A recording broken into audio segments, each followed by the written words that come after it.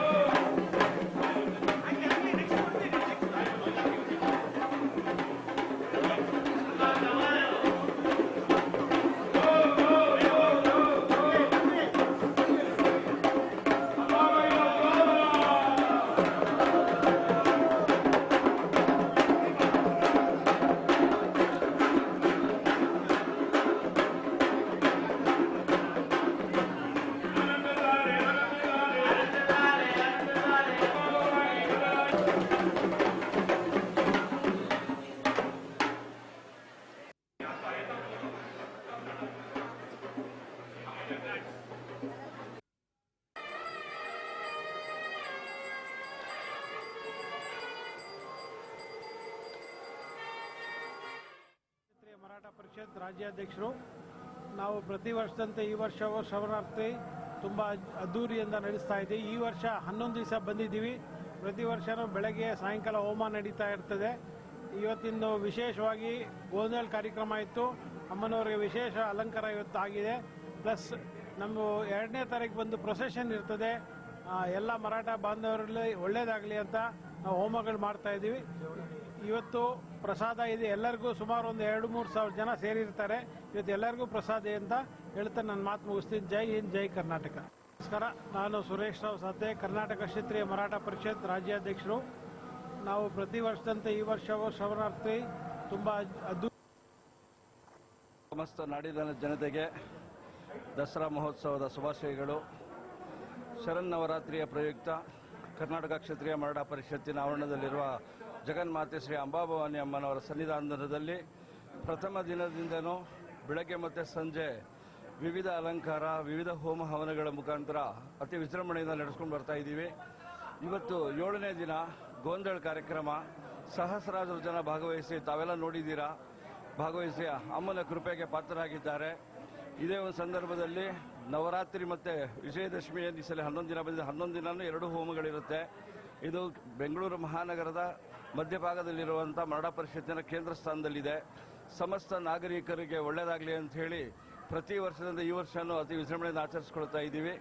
ತಾವೆಲ್ಲರೂ ಬಂದು ನವರಾತ್ರಿಯ ಈ ಅಮ್ಮನವರ ದರ್ಶನ ಮಾಡಿ ಪೂಜೆ ಮಾಡಿಕೊಂಡು ಅಮ್ಮನ ಅನುಗ್ರಹಕ್ಕೆ ಪಾತ್ರರಾಗಬೇಕಾಗಿ ನಾವು ವಿನಂತಿ. ಸಮಸ್ತ ಕನ್ನಡಿಗರ ಪರವಾಗಿ, ಕರ್ನಾಟಕದ ಪರವಾಗಿ ದಸರಾ ಮಹೋತ್ಸವದ ಹಾರ್ದಿಕ ಶುಭಾಶಯಗಳು. ಜೈ ಭವಾನಿ. ಸಮಸ್ತ ನಾಡಿನ ಈ ದಿನ 28ನೇ ತಾರೀಕು ಮಹಾ ಗೋಂದಳ ಇದೆ. ಇವತ್ತು ಇಡೀ ರಾಜ್ಯಕ್ಕೆ ಒಳ್ಳೆಯದಾಗಲಿ ಅಂತ ಹೇಳ್ಬಿಟ್ಟು ಹೋಮ ಹವನ ಹಾಗೂ ಗೋಂದಳ ಪೂಜೆ ಮಾಡಿದ್ದೀವಿ.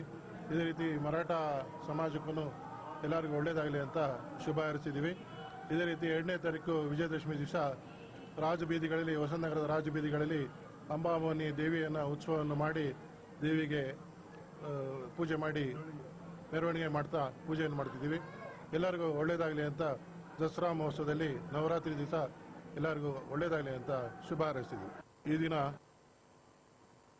ನಾನು ರೋಹಿತ್ ರಾವ್ ಸಾಟೆ. ಈ ದಿನ ವಿಶೇಷ ಪೂಜಾ ಗೋಂದಳ್ ಪೂಜಾ ಅಂತ ನಡೀತಾ ಇದೆ ನಮ್ಮ ಅಂಬಾಭವಾನಿ ದೇವಸ್ಥಾನ ಹೊಸನಗರಲ್ಲಿ.